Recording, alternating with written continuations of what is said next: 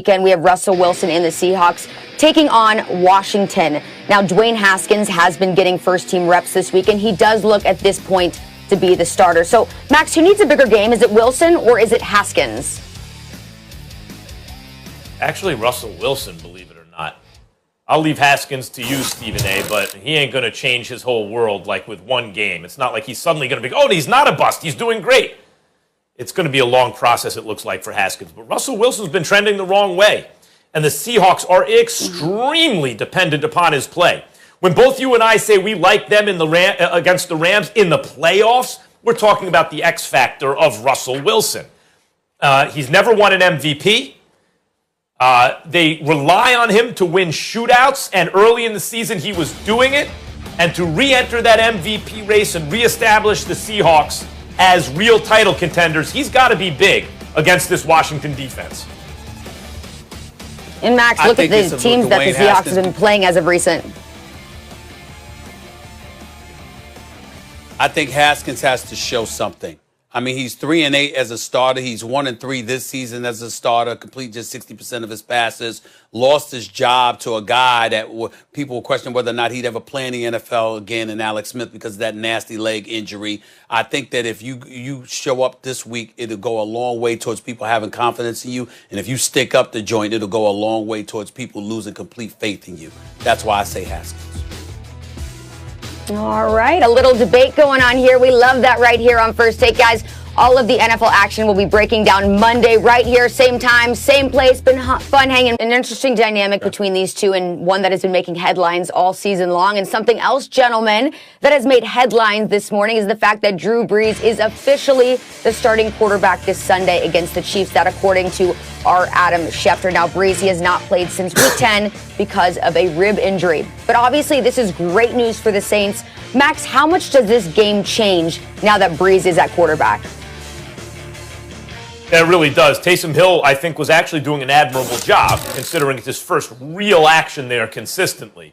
But you ain't going to beat the Chiefs trying to, ball control. You're going to have some dynamism in your offense and try to get them into a shootout. And the Saints, by the way, also have, until very recently, a very, very good defense. They were on a run there for about a month where the defense looked like the best in the game, even if not the most talented.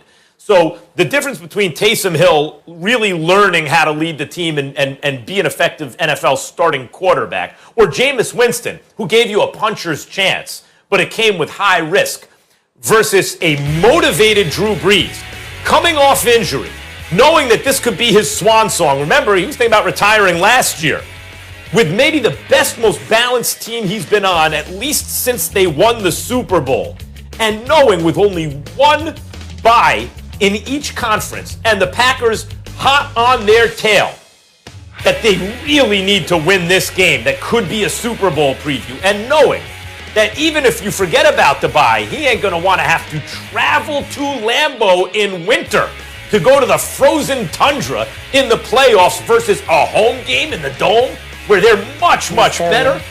There's so much on the line for Brees, guys. I think it makes an enormous difference in this matchup. I do agree with the notion that it's more difficult to prep for Taysom Hill than it is for Drew Brees, because as exceptional as Drew Brees is, he's a drop-back passer. It's what he does. And literally, he's living in the pocket because he's not one who scrambles outside of the pocket too often. When you take that into consideration and you think about the maneuverability of a Taysom Hill, the way the wheels that he has on him, how he is a threat at the quarterback position to run the football and move the chains that way, it's more difficult to defend against that if you're the Kansas City Chiefs than to defend against Drew Brees. But I still say that Drew Brees, his accuracy throwing the football, his chemistry with Michael Thomas, the kind of things he can do in terms of flinging that football to the accurate level that he does, makes everybody around him more lethal, because they could just get a step and Drew Brees is going to get the ball to them. That is not the same with Taysom Hill. So I see this as being a game where Drew Brees definitely forces the secondary of the Kansas City Chiefs to be even more on their P's and Q's.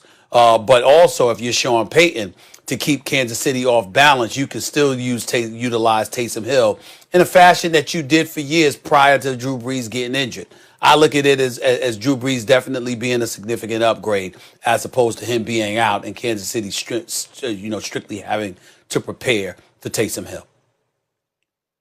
Yeah, I don't think Hill gave him I think Hill gave him the third best chance of all the quarterbacks on the roster. Again, what's the one game the Chiefs lost this season? To who? They gave up 40 points.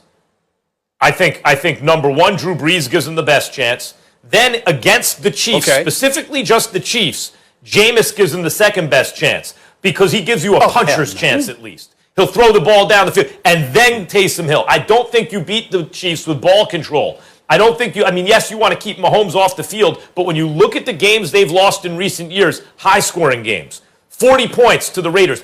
What was it, 40-32 or something like that? And even the rematch that was tough was a high-scoring game.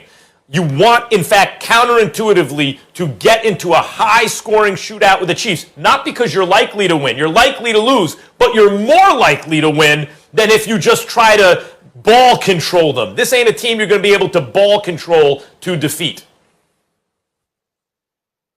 I feel you on that, Max Kellerman, but I think that I would buy that argument if Jameis Winston got some time this year. But to not having played this year and then to put him in there against the Kansas City Chiefs and to say that would be a better shot than Taysom Hill, I do not agree with that at all. I could see Jameis Winston throwing a couple of picks relatively early and then it being a blowout before we had a chance to pass gas or something. I mean, I can't see it. I wouldn't see it that way at all. I definitely think that Drew Brees is Drew Brees and Taysom Hill, you utilize him that way and you make them a two-headed monster for the purposes of going up against the Kansas City Chiefs. I think that's how you would do that. I do not believe that Jameis Winston would give them a better chance in this particular contest.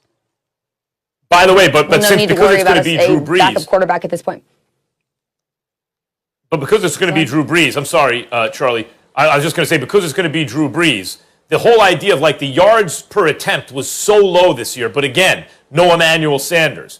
With Michael Thomas and Emmanuel Sanders and Kamara and the defense playing the way it does, and by the way, a nice long rest for Brees as he was recovering from the ribs and the lung.